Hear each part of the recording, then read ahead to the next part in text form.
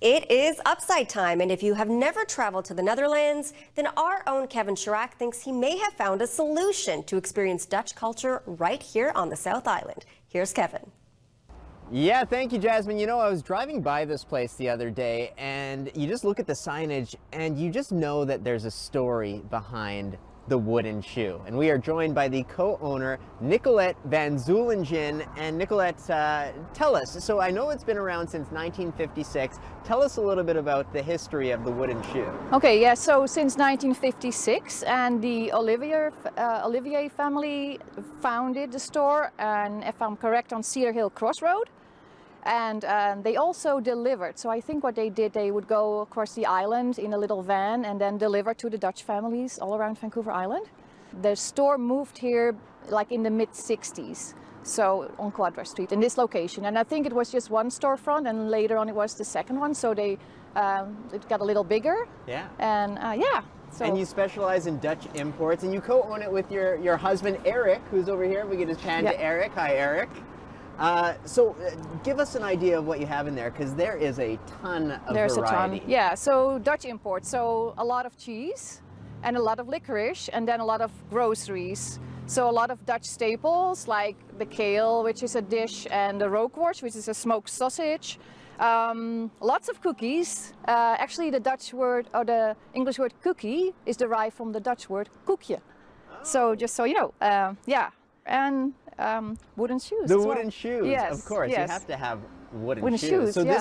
this dates back many years in the Netherlands, yeah, doesn't it? Yeah, for a long, long time. And mainly farmers would wear them, or gardeners, and also because they were cheaper than shoes. So people would wear them because they couldn't afford shoes, so the wooden shoes.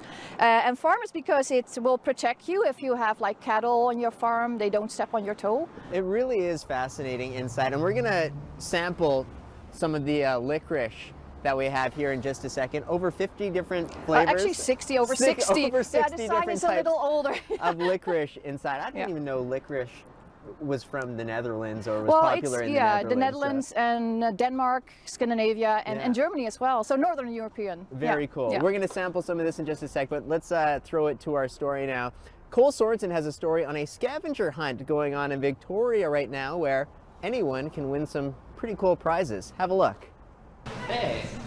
The whole thing started with a perfect way to get out and shop. It is time to try some Dutch licorice, and I feel like if I'm going to try the licorice, try the product, I got to get in the proper attire. Nice. Right? Yeah. So Nicolette, tell me what I'm going to be trying here. Which one? Should I try this one? Yeah. So okay. It is a salty licorice, but it's got sugar on the outside. So I won't let you try the double or triple salted, because if you try licorice for the first time, it might be interesting. Interesting is the right word. It's sweet at first, then salty, but it's nice. It's nice. Sweet and savory balance. Okay, is there another one I can try? Maybe you want to try like that one with the brown. So the brown is a salmiak. Salmiak is the salt that they use in the licorice. So this one's going to be salty? Salty, but sweet as well. So, yeah. Not your average Twizzler, I guess, eh? No. Yeah, so licorice is also for your throat. If you have a cough, it will help that soothe it as well.